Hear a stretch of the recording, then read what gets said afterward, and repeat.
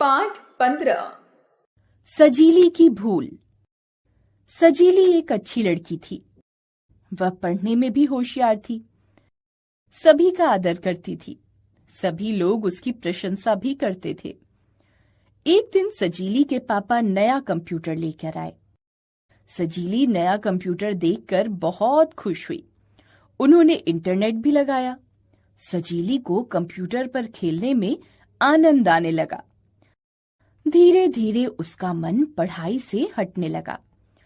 उसकी माँ उसे पढ़ने के लिए बार बार कहती, परंतु सजीली सदैव यही कहती, मुझे सब आता है, मैंने पाठ याद कर लिया।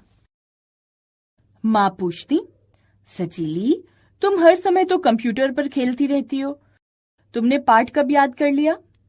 सजीली कहती, माँ, मैंने तो पाठ विद्यालय में ही याद कर लिया था। माँ यह सुनकर चुप हो जाती।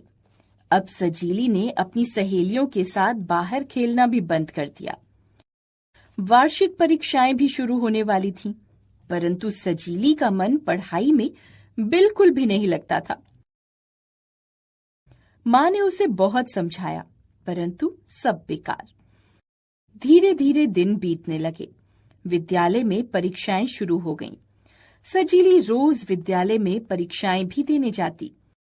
वहां वह थोड़ा बहुत ही लिख पाती, क्योंकि उसे कई प्रश्नों के उत्तर तो आते ही नहीं थे। विद्यालय से घर लौटते समय वह बहुत परेशान होने लगी कि उसने कंप्यूटर पर खेलकर अच्छा नहीं किया।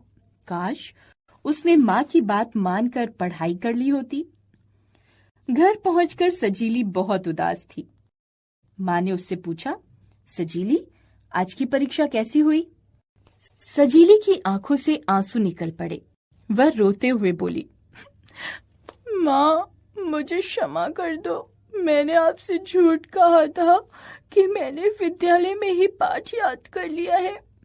मेरी आज की परीक्षा अच्छी नहीं हुई है, मैं फेल हो जाऊंगी। माँ ने सजीली को समझाया, बेटा, खेल के साथ साथ पढ़ाई भी बहुत जरूरी है। कंप्यूटर पर हर समय खेलना बुरी बात है। कंप्यूटर और इंटरनेट के प्रयोग से हमें लाभ उठाना चाहिए।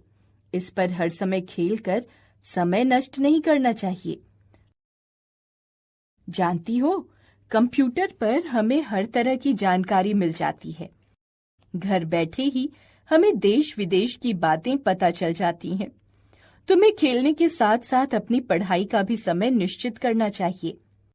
याद रखना, परिश्रम करने से सफलता अवश्य मिलती है। सजीली को अब अपनी गलती का एहसास हो चुका था। उसने माँ को वचन दिया कि अब वह मन लगाकर पढ़ाई करेगी।